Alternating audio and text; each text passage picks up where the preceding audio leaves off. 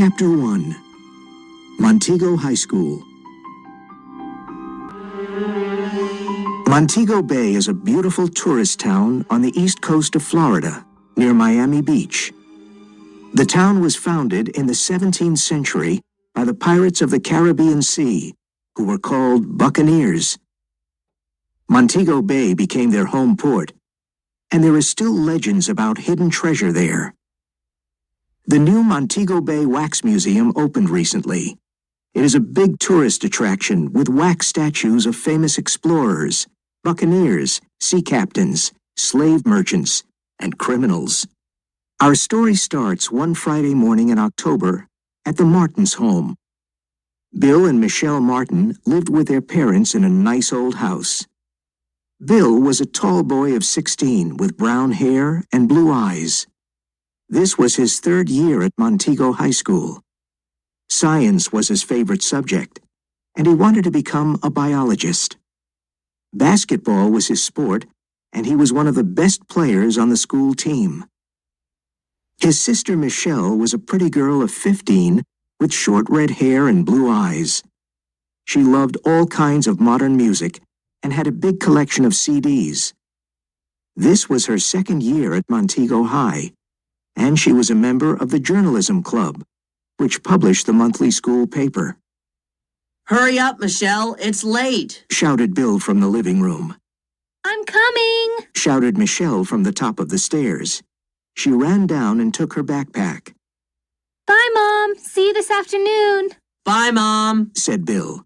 "There's basketball practice today. See you at dinner." "Enjoy your visit to the new museum," said their mother.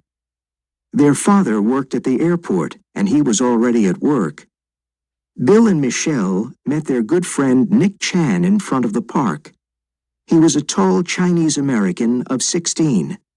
He was a member of the basketball team, too. "Hi, guys," said Nick, smiling. "Let's hope this visit to the new wax museum won't be boring." "I know," said Bill. "and we have to write a report about it for Mrs. Jenkins." The students of the second and third year were visiting the new museum that morning.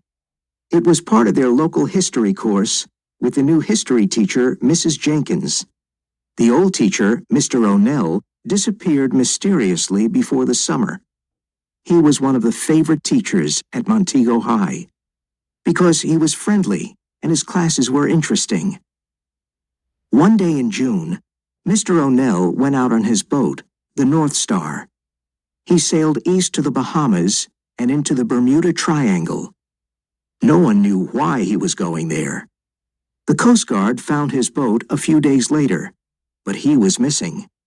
Only his dog was on the boat. They took the North Star back to the Montego Bay port and left it there.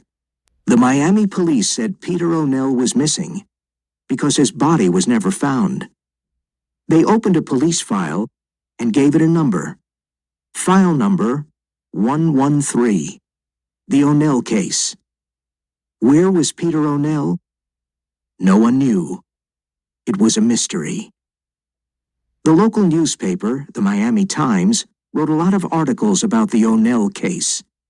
The last one said, "Peter O'Nell, another victim of the Triangle?" July 10, a month after the disappearance of Peter O'Nell, the police are still trying to solve the case. The 45-year-old history teacher and expert scuba diver disappeared during a boat ride in the waters of the Bermuda Triangle. Police Sergeant Robert Walters says, "People, boats, and airplanes often disappear in the Triangle, and no one knows why. Could Peter O'Nell be another victim of the Triangle? However, the case is still open. We hope to have an answer one day." Bill, Michelle, and Nick met their friends and teachers outside the museum. There were a lot of rooms and exhibits with wax statues. There were also models of old Spanish sailing ships and maps of the Caribbean islands on the walls. "These statues scare me," said Michelle. "They look like real people." "You're right," said Juanita, one of Michelle's friends. "Those glass eyes give me the creeps." "Look at that one," said Nick, laughing. "He looks like Mr. Branson, our math teacher." Look at the small beard and the green eyes.